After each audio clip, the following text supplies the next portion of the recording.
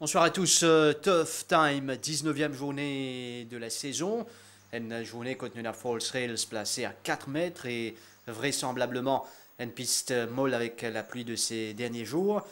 Thierry Ning en studio. Thierry, bonsoir. Bonsoir Adjiv, bonsoir tous les téléspectateurs. Thierry nous analyse d'abord l'épreuve principale.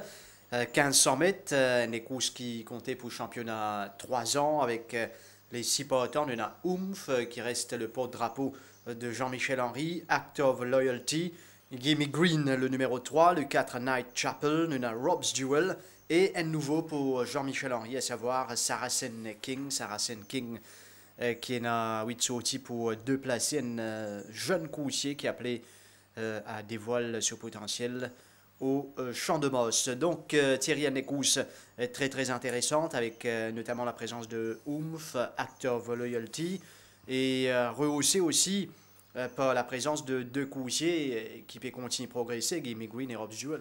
Exactement Adjiv. Donc Oomph qui brillamment remporte ce dernier les courses, soit la première manche du championnat des 3 ans, quand il domine Anserin Genesis, Soweto Moon ou autre Dark Force. Là, c'est vrai que le champ est beaucoup plus redoutable. Nous avons justement ce dernier les courses que ce départ parti aussi lent que prévu. Donc, l'Inresi placé en avant-dernière position. C'est Soweto Moon qui peut adopter la tactique course d'attente. Et là, quand le sprint est lancé, Anserin Genesis, avec un poids plume, allait prendre le large. Mais vous pourrez remarquer qu'Oomph, avec 61 kg, il réfère beaucoup son retard et à l'entrée du virage, il est presque à la hauteur de Dark Force qui amène 52 kg. Soweto Moon qui était à l'arrière dans sa Lecosa avec 58 kg, pour lui également refaire pas mal de terrain. Et vous pourrez remarquer également qu'Oomph pas pratiquement une coup de cravache dans sa Lecosa. Donc ces valets bien progressé depuis. Ici c'est un excellent travail mardi matin à l'intérieur de Easy Lover qui l'a dominé assez facilement. C'est là vraiment dans une très bonne condition physique. Lingay tout le temps nécessaire pour pas faire ses conditions et me penser qu'il reste certainement le cheval à battre de l'épreuve. Oomph qui reste le cheval à battre. Juste derrière, Act of Loyalty qui finit des voiles, un joli potentiel également. Oui, il n'est pas de mal fait du tout pour sa première sortie sur notre turf. Deuxième derrière Bug. Vous pensez qu'il si Jockey là, tu montres un petit peu plus impatient. Il est capable même de remporter les courses là. Nous guettons ça les courses là justement que tu tiens une ligne extérieure. Ce jockey prend toutes les dispositions nécessaires pour mettre les en arrière-garde. Parce que vous pensez qu'il connaît, tu peux être assez sélectif aux avant-postes. Donc, Act of Loyalty qui pas nécessairement affiche une belle robe en ce moment. À l'entrée du virage, vous trouvez que ce jockey vous placez complètement à l'extérieur et prend les temps pour balancer bien. Et une fois qu'il gagne ce momentum, c'est là qu'il cote les sorties le bâton.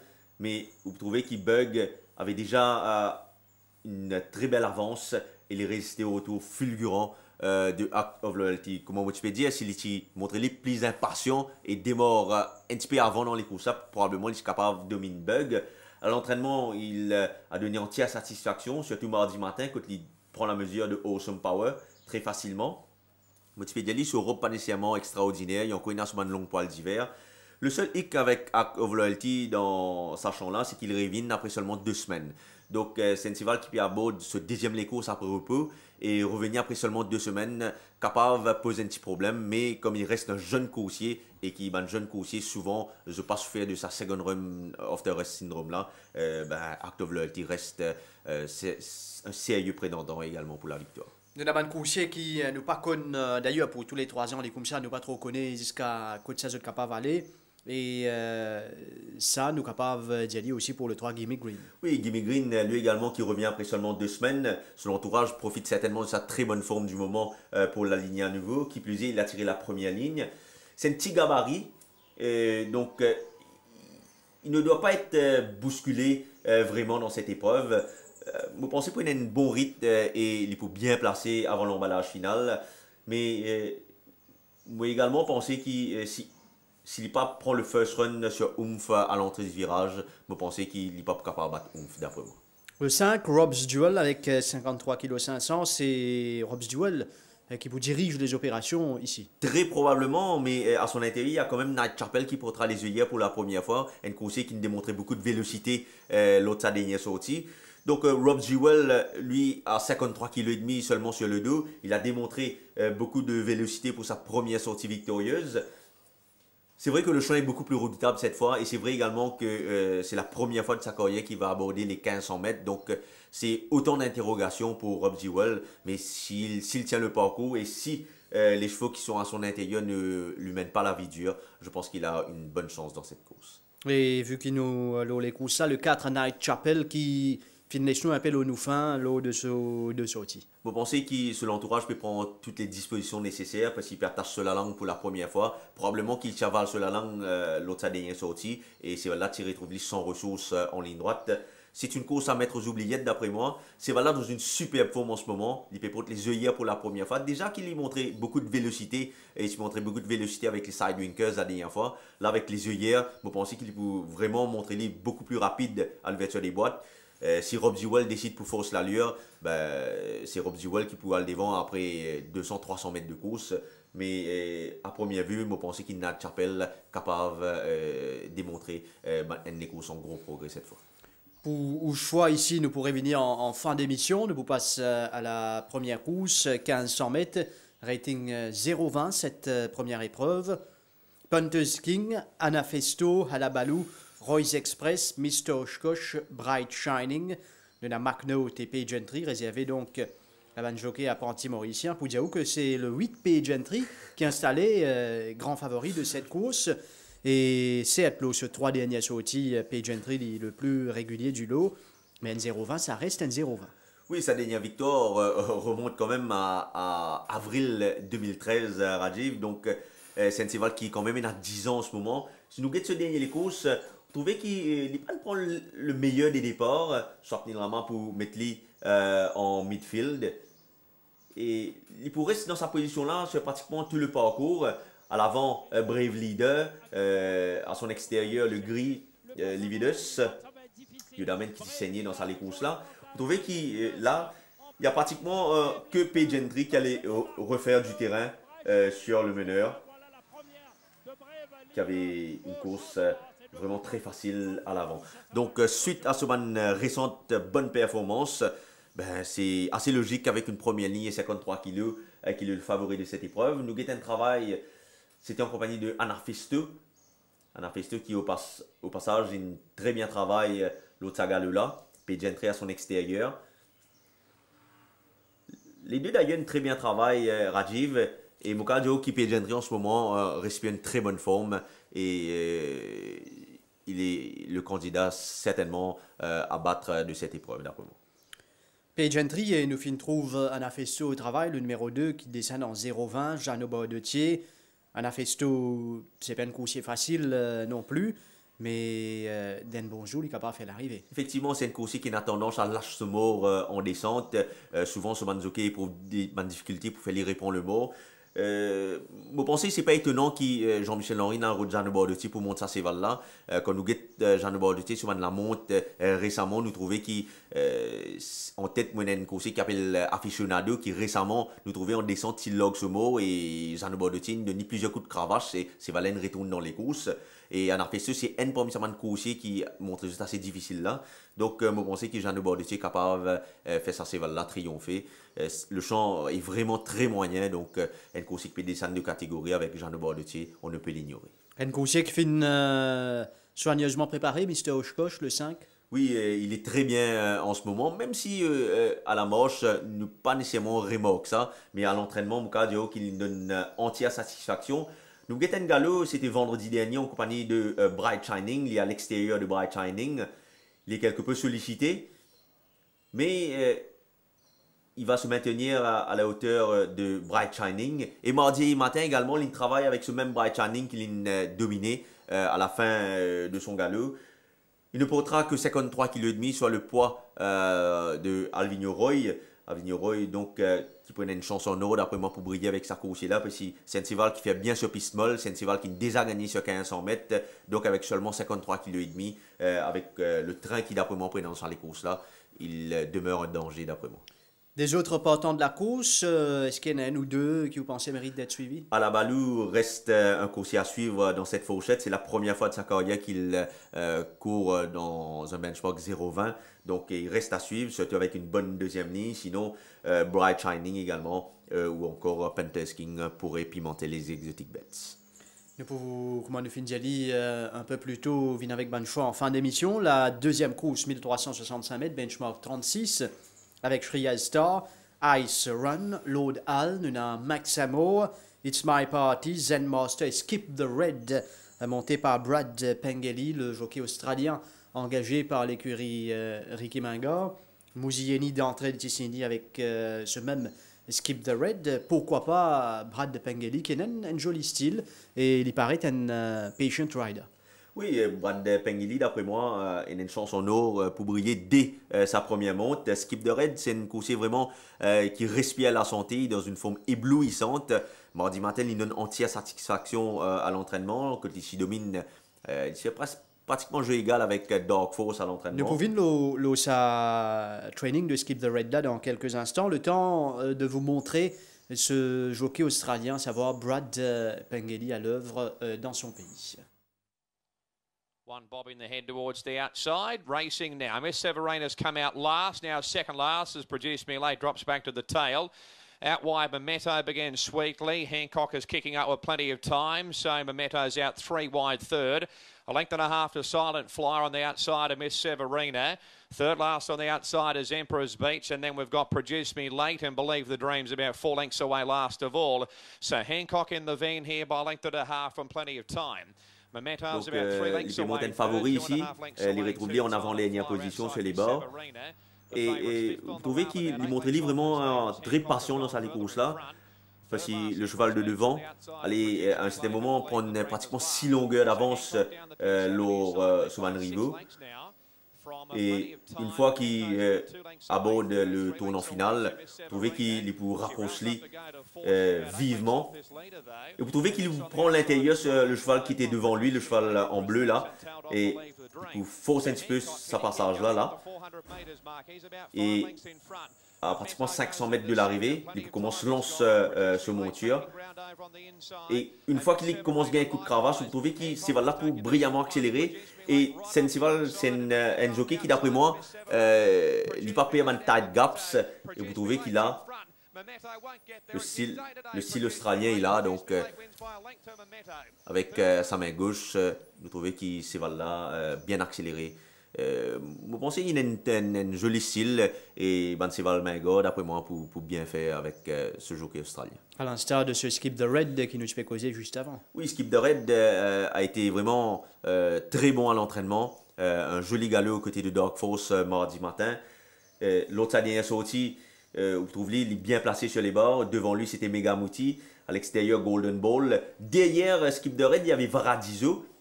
Et là, vous pensez que c'est une faute de Mouzieni. Quand il patane les bords, il prend la décision pour amorcer sur l'attaque à l'extérieur, alors que Varadizo à l'intérieur, lui, prenait les bords. Une fois sous la cravache de Mouzieni, vous trouvez que Skip the Red allait brillamment accélérer pour dominer finalement Varadizo et Golden Ball. Ces deux chevaux-là, d'ailleurs, ils gagnaient l'autre sortie suivante. Le quatrième Megamouti avait gagné également pour la première course de 950 mètres. Et Skip the Red, lui, va aborder justement sa prochaine course demain. Donc, l'excellent travail à l'intérieur de Dark Force.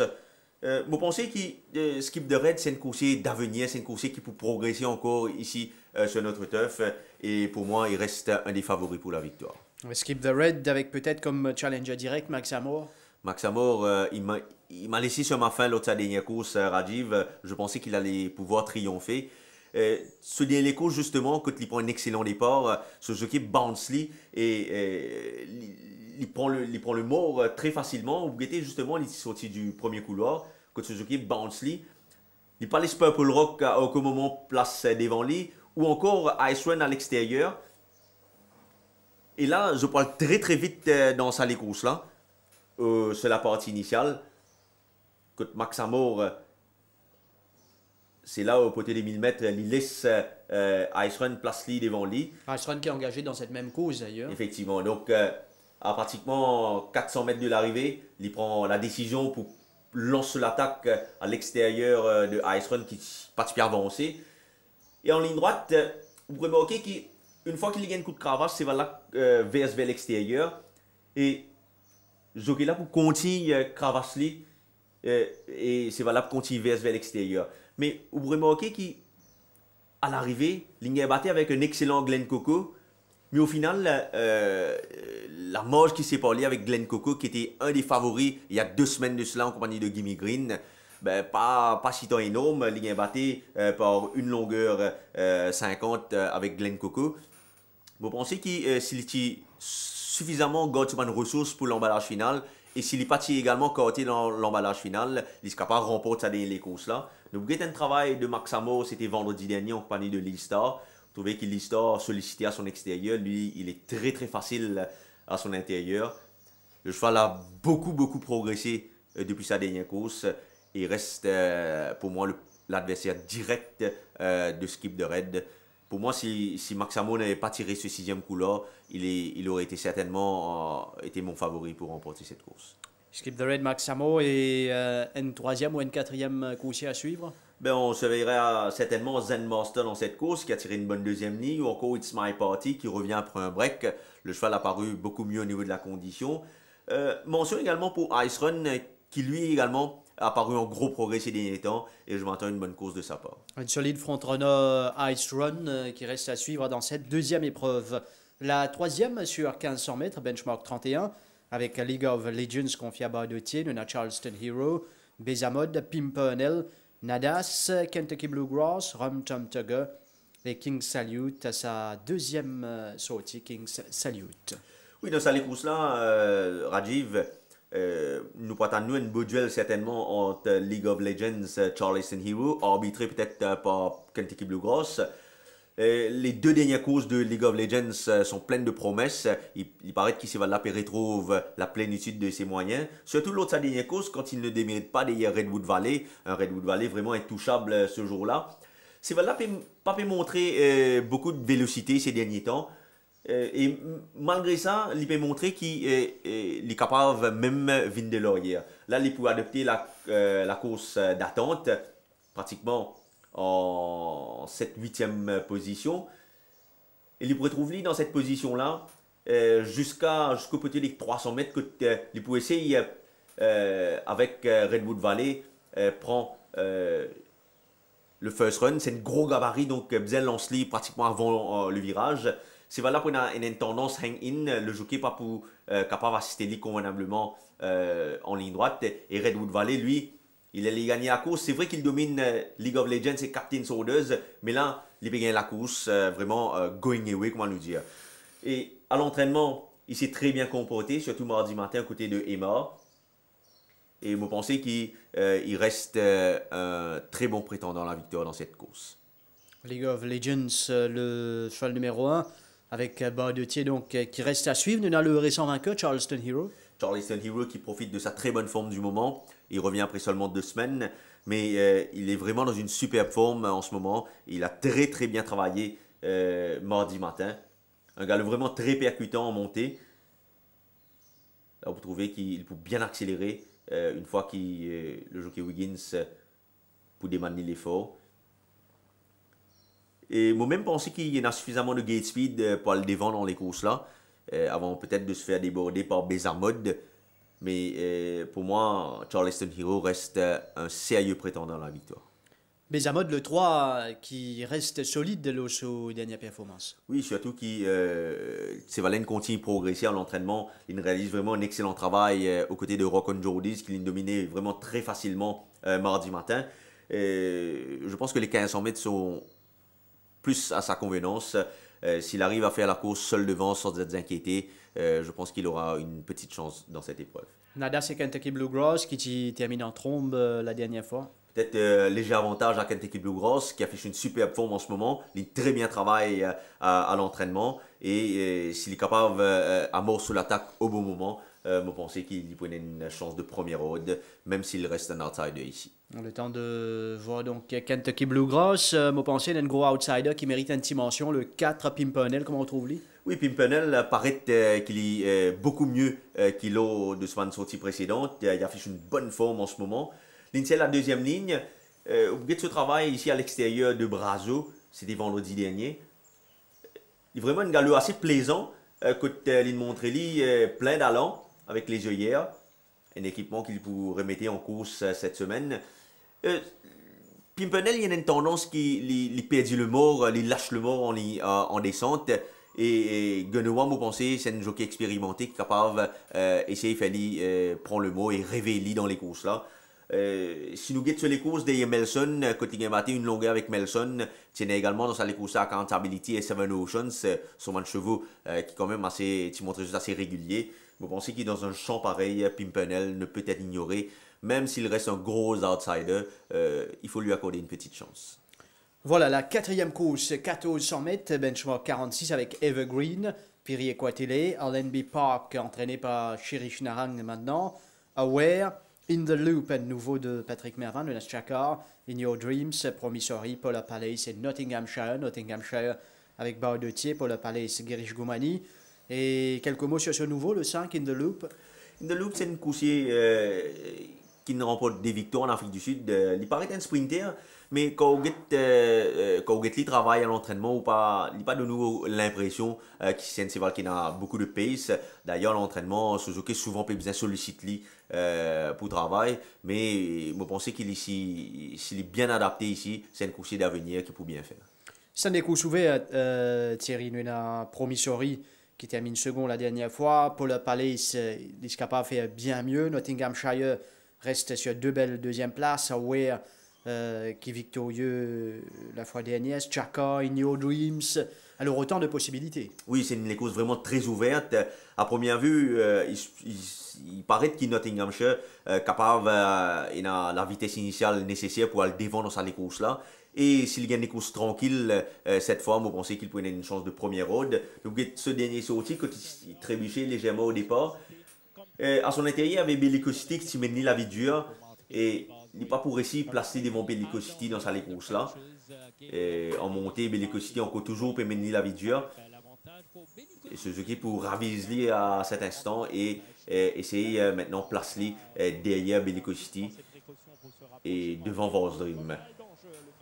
Malgré le fait qu'il fait beaucoup d'efforts sur la partie initiale, sur pratiquement 600 mètres au départ, il peut prendre le first run ici dans la ligne droite. Il vous lance le sprint. À ses trousses, il n'y avait que Vosdrim qui peut remonter vraiment fort pour capable taquiner. Rumbullion était également dans cette épreuve. Il y avait Gameloft et Gimme Green qui prenaient la 5e place ici. À l'entraînement, vraiment un galop percutant aux côtés de Unbridled Joy qui reste un sérieux track worker. Et je pensais qu'il Nottinghamshire pas avec une chance de première road ici. Dayali, ban challenger. Mais il faudra respecter Scatcher. Un peu malchanceux l'autre année est sorti. Il aurait certainement pu taquiner Pianif d'après moi. Malgré ce 11e coup-là, moi, Codley a une chance de première road, d'autant plus qu'il est en superbe forme en ce moment. Il y a également Aware qui nous pas qu'à ignorer. Un cheval qui nous gagnait dans un style plaisant la dernière fois. Même si vous pensez qu'avec la 8e ligne, ce tâche paraît un petit peu plus compliqué cette fois. N'oubliez de ce travail ici de mardi matin à côté de Navistar. Côté de vraiment une belle impression. Nous accorde également des chances au deuxième partant de Narang, à savoir Allenby Park, qui me paraît en gros progrès ces derniers temps. Vous pensez qu'il est capable de bien faire dans un lot pareil. Promissory, malchanceux la dernière fois quand il s'est trébuché au départ et les super un petit peu sa position. Là, avec une 9e ligne, ce tâche pas paraît aisé. Là, justement, nous pouvons ça les courses là. Quand les retrouve lui en milieu de peloton, devant lui, ben, il y a justement nos résistances. Et vous trouvez que Racing for Fun allait trouver le passage ici à l'extérieur pour remonter Promissory. Promissory qui n'est pas nécessairement un cheval qui peut terminer faux en ligne droite, c'est un cheval qui d'après moi ou bien prend le first run avec lui et ce tâche paraît un petit peu compliqué avec sa 9e ligne. Et 2 mots sur Evergreen qui vient de paraître en progrès. Oui, Evergreen, c'est un cheval qui paraît en progrès ces derniers temps, mais comme Nottinghamshire se retrouve à son intérieur, ce tâche d'après moi un petit peu compliqué. En tout cas, c'était une des courses plus difficiles de la journée, cette 4e épreuve. Bonne choix en fin d'émission. La 5e, 1500 mètres, benchmark 56 avec Garby, Pianif, Awesome Power, Mr. Lane, Ready to Attack, Nuna Olympic Bolt, Candy Rock, Clifton Surf et Jolly Roger. Le retour de Ready to Attack en compétition. Oui, Ready to Attack qui gagne une petite blessure dans ce arrêt. Son entourage, il prend tout le temps nécessaire pour amener à un niveau assez correct. Il est dans une condition satisfaisante, mais à l'entraînement, il donne entière satisfaction. Vraiment, il très bien travaille, surtout ces 3 dernières semaines. Là, nous avons galeux justement, il y a 3 semaines de cela même, en compagnie de Apple Pie, qui vraiment il laisse une très belle impression. Apple Pie qui reste un sérieux track worker. Et c'est un cheval que vous trouvez, que Steven Hardle, il prend beaucoup de patience avec sa coursier là. C'est un coursier de classe qui quand même remporte la Duchesse, quand il domine un certain Easy Lover et Silver Snaffles, des chevals-là gagné sur notre turf. Easy Lover même failli causer une surprise dans la Barbie Cup, quand il termine 2e. Ready to Attack, qui c'est la première ligne, c'est un cheval qui fait bien sur la piste molle. Il gagnait justement sur une piste molle en Afrique du Sud. Vous pensez qu'il est dans un lot pareil, face à un coursier, entre guillemets, assez moyen pour lui. Vous pensez qu'il y a une chance de première rôle ici. Je suis avec le couloir numéro 1, Ready to Attack. Garby paraît ce challenger le plus sérieux avec Pianif. Oui, Garby qui respire une excellente forme en ce moment. Il donne une entière satisfaction à l'entraînement. Nous avons ce galop de mardi matin, assez percutant. La dernière fois, face à Tabrik, il n'a pas tenu aucun sens. Tabrik était vraiment trop fort. Il affronte un lot probablement moins fort que la dernière fois, mais il retrouve sur sa route Ready to Attack qui reste un coursier qu'il faudra aller battre cette fois. Des autres partants, Pianif, Olympic Bolt et Jolly Roger. Oui, Olympic Bolt est dans une super forme en ce moment. Dommage qu'il a tiré la 9e ligne. Il portera les œillères pour la première fois ici, un équipement avec lequel il a très bien fait en Afrique du Sud. Donc ce travail de mardi matin, très percutant avec les œillères. Pianif, je pense que ce tâche est un petit peu plus compliqué cette fois. Il monte encore une fois de catégorie. Il portera 61,5 kg sur le dos. Donc une place dans le TRC reste à sa portée. Le 9 Jolly Roger, on pourrait démarrer ce cheval-là parce que la dernière fois, il n'a pas gagné nécessairement toutes ses aises. Oui, c'est un cheval qui, d'après moi, peut bien faire dans ce lot. Il démontrer qu'il est capable de suivre en off-pace, il est capable de mieux faire. Et si le train est assez sélectif, je pense qu'il est capable d'amener fort au finish. Mais comme à première vue, pas de véritable front-runner, à l'exception peut-être de Ready to Attack qui est capable de faire la course devant. Je pense qu'il la tâche de Jolly Roger un petit peu compliquée. Voilà, la 7e course, 1600 mètres benchmark 36 avec 10 partants, Viento Magico, Aspara, Blunderbuss, Nuna Burwaz, Kula, Pride Rock, Top of the Rock, Rock Hard, Redwood Valley et Roman Sylvanus. Et donc les 10 partants avec quand même Redwood Valley qui gagne facilement la dernière fois. Oui, d'ailleurs, j'ai eu l'occasion de filmer les courses là, Rajiv, que tu me fais dire, qui c'est là, une fois qu'il gagne un coup de cravache en ligne droite, vous trouvez que c'est là quitte son adversaire, et il gagne ça les courses là vraiment one going away, comment nous dire. Les courses là, il gagne ça dans un vraiment plaisant style, dans un excellent chrono, et mardi matin, il réalise vraiment un excellent travail à l'intérieur de Rebel Alliance. En ce moment, Mukadio qui Redwood Valley, intenable en ce moment. Il est dans une superbe condition physique. Il tient la 3e ligne. Vous pensez que le parcours allongé plus à son avantage. C'est un cheval que tu as trouvé la dernière fois qui prend un petit peu les temps pour accélérer. Mais une fois qu'il a accéléré, il keep going, comment nous dire. Et vous pensez qu'il reste certainement le cheval à battre de l'épreuve. Top of the Rock peut-être derrière lui? Oui, Top of the Rock est accrédité d'une très bonne performance l'autre année sortie. Elle est cause vraiment difficile à l'extérieur, surtout le parcours. Justement, nous avons les courses là, que tient également son compagnon d'écurie Aspara dans sa course là.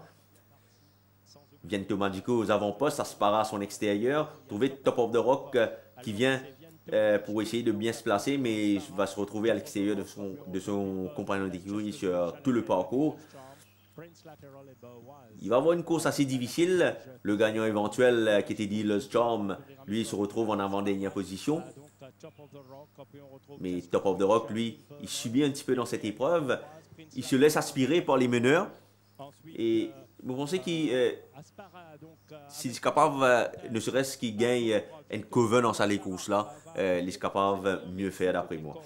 Et vous trouvez qu'il malgré cela, dans sa course là, malgré sa course difficile là, il peut tout le temps rester au contact des meneurs. Son compagnon d'écurie, Aspara, lui, qui a de grandes foulées. Je pense que cette course est à mettre aux oubliettes. Parce que c'est voilà, sous foulée, une raccourci d'après moi dans sa course là. Et il n'est pas capable d'exprimer convenablement. Burwaz allait prendre le first run ici. Vous trouvez que Top of the Rock, là en ligne droite, il peut tourner en tête. Et sous la cavage de Swapnil Rama, c'est voilà, il n'est pas pour faiblir. Parce qu'il y a une petite accélération ici. Et Dealer Storm allait faire la différence là. Burwaz termine deuxième et Top of the Rock termine troisième. Et Aspara, il n'est pas très loin non plus dans cette course. Les deux chevaux, Aspara et Top of the Rock, ont bien travaillé à l'entraînement vendredi. Peut-être ici Top of the Rock beaucoup plus facile. Mais Aspara, on connaît, c'est un cheval qui a une grande foulée. Donc, vous pouvez demander moi, est-ce qu'il est là avec une meilleure ligne que Viento Magico? Est-ce qu'il ne va pas se retrouver aux avant-postes cette fois? Et vous connaissez, c'est un cheval qui, quand les autres expriment bien dans les courses, c'est un grand gabarit, une longue foulée. Si vous laissez ce cheval exprime et c'est capable, difficile à remonter. Mais comme je m'attends à ce qu'il y ait également Kula probablement qui pourrait mener la vie dure à Aspara, je pense que les finisseurs vont être beaucoup mieux servis ici. Dont Redwood Valley, et pourquoi pas même le 10, Roman Sylvanus, même s'il finit une couloir extérieur, il peut bien rôder une place tranquille au milieu de peloton. Gros progrès la dernière fois face à Silver Snaffles dans un excellent chrono.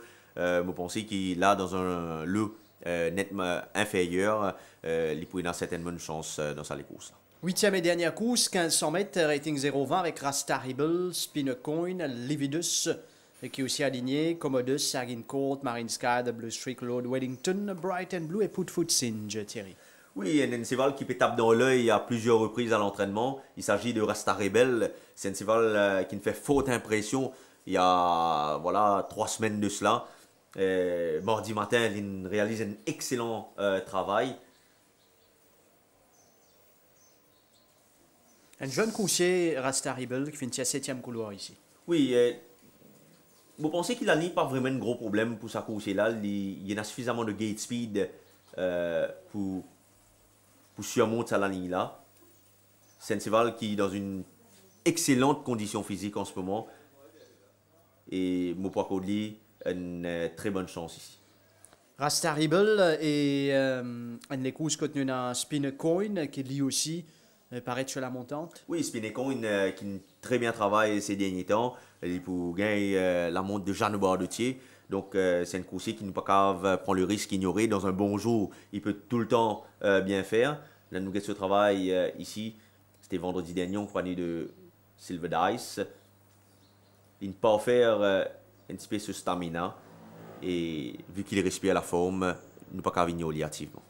Lividus le gris qui a fait une galope bonne mauvaise les courses. Nous avons Marine Sky, le numéro 6, qui est en progrès. Lividus reste parmi mes favoris pour la victoire, Rajiv. C'est un coursier qui peut bien faire, d'après moi, dans ce lot. Surtout que le parcours allongé plaide en sa faveur. Le cheval est dans une très bonne condition physique. Marine Sky, lui également, respire une bonne forme. Dommage qu'il, d'après moi, il peut revenir après seulement 2 semaines. C'est un coursier qui, pour lui bien faire, d'après moi, il peut besoin d'une course assez espacée. Mais comme il reste sur une bonne dynamique ces derniers temps, là, nous avons les courses que les poursuivent pratiquement en avant-dernière position. Vous trouvez que ce cheval-là, il peut avoir vraiment une bonne gate speed. Et devant le train était assez correct. Ici, il place sur l'attaque complètement à l'extérieur. St. Arnaud était également dans cette épreuve, le favori. Voilà, il va contourner tout le peloton. Et vous trouvez que ces là pour bien accélérer ici, pour finalement échouer à la 4e place, Logan qui remportait cette épreuve. Donc, moi j'ai l'impression que ça cheval là, il peut mieux faire qu'il comprenne un bon rythme dans les courses là. C'est un cheval qui a déjà gagné sur piste molle, donc pas de souci au niveau de la piste. Et il reste certainement un des favoris pour la victoire. Nous pouvons avec Ben choix dans quelques minutes maintenant. Juste le temps d'aller à Floréal pour suivre un peu ce qui finit de passer avec Kamlesh Rajkumar.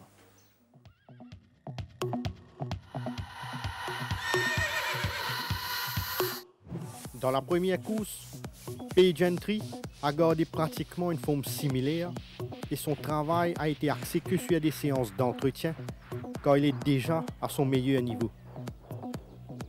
La première sortie de Bright Shining lui a fait beaucoup de bien car c'est un coursier qui s'est très bien comporté lors de ses quinteuses, perdant même du poids, ce qui est bon signe. Alabalou ne s'est contenté que du maintenance work et il affiche une stabilité au niveau de sa condition. Dans la deuxième course, Shreyas Star est un coursier assez délicat, a été bien ménagé par son entourage et il accomplit des signes de progrès concrets comme en atteste sa bonne forme du moment. Des signes très positifs ont été notés chez la forme de Ice Run qui, comme vous le voyez, s'est montré bien entreprenant lors de ses quinteuses. Max Amour a l'air d'avoir bien récupéré de son premier galop de course et on l'a vu beaucoup plus fit que la dernière fois. Dans la troisième course, admirez ce League of Legends qui respire la grande forme actuellement et qui a bien entamé sa préparation en vue de sa course de samedi. Kentucky Bluegrass a maintenu une belle forme en apparence, son séjour au centre Guy Desmarais lui procurant beaucoup de bien. Ne négligez pas ce Bézamode qui s'est pleinement acclimaté aux conditions locales et qui est à son pic actuellement. Dans la quatrième course, suivez le travail de ce Nottinghamshire, un coursier qui a donné entière satisfaction lors de ses quinteuses et qui est à son top niveau actuellement. Que des séances d'entretien pour Sachar qu'on voit au Light Kenter, mais qui a préservé l'essentiel de sa condition à Floréal. Aware a longuement séjourné au centre Guy Desmarais. Son entourage lui accorde tout le temps nécessaire pour qu'il puisse se remettre de sa dernière participation.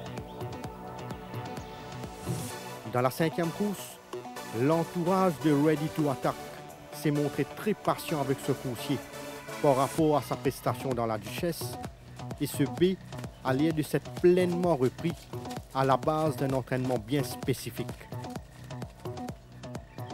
Attention à ce joli Roger, entraîné avec le plus grand soin et comme vous pouvez le constater, c'est bien comporté lors de ses quinteuses.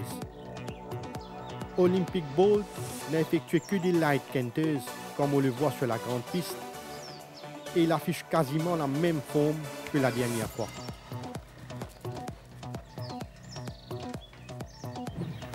Dans la sixième course, appréciez la superbe condition de Oomph, un coursier qui ne cesse de prendre du volume et qui est resplendissant de santé actuellement. Rob's Duel a été l'auteur d'une bonne récupération, démontrant qu'il n'a pas souffert de son premier galop de course après une longue absence en compétition. Gimme Green commence graduellement à gagner en maturité et même s'il affiche une forme plaisante, il a l'air de posséder encore une belle marge de progression. Dans la septième course, Burwaz est toujours très bien physiquement et son entourage l'a maintenu principalement sur sa fraîcheur, comme c'est le cas pour la plupart des chevaux de l'écurie Simon Jones à Floréal. Bride Rock s'est pleinement acclimaté aux conditions locales et ses progrès accomplis sont nettement visibles, comme en atteste sa très belle forme. Le niveau de fitness de Blunderbuss s'est bien amélioré avec des quinteuses révélateurs au cours de ces 2 précédentes semaines. Dans la 8e course, Rasta Rebel a dévoilé du potentiel lors de ses workouts récemment et il est beaucoup mieux au niveau de sa condition. Suivez le travail de ce Spinnecoin qui a laissé de bonnes prestations lors de ses quinteuses et qui est définitivement en net regain de forme. Lividus a préservé une forme stable et il n'a travaillé que légèrement au centre Guy Desmarais.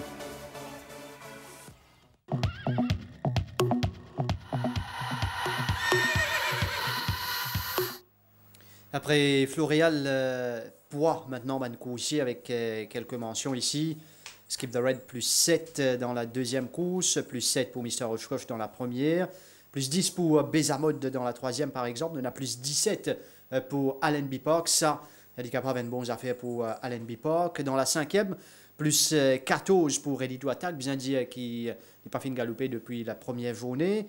Il y en a moins 9 pour Gimme Green qui est déjà une light frame. Et puis, par exemple, dans la dernière course, plus 8 pour Lividus. Thierry, ce plus 14 pour Ready to Attack. Écoutez, c'est Val-là peut bien travailler ces derniers temps. C'est Val-là paraît qu'il y a assez de travail pour aborder ça les courses-là. Je ne suis pas vraiment inquiet avec ça plus 14-là. Il ne pas paraît une grosse éval, mais probablement il y a un muscle. Ça c'est Val-là, donc vous pensez que les plus 14 c'est assez légitime parce que c'est Val-là, comme on peut dire, pas de galopé depuis la première journée, donc c'est assez légitime, mais vous pas croire qu'il y a un gros problème pour lui.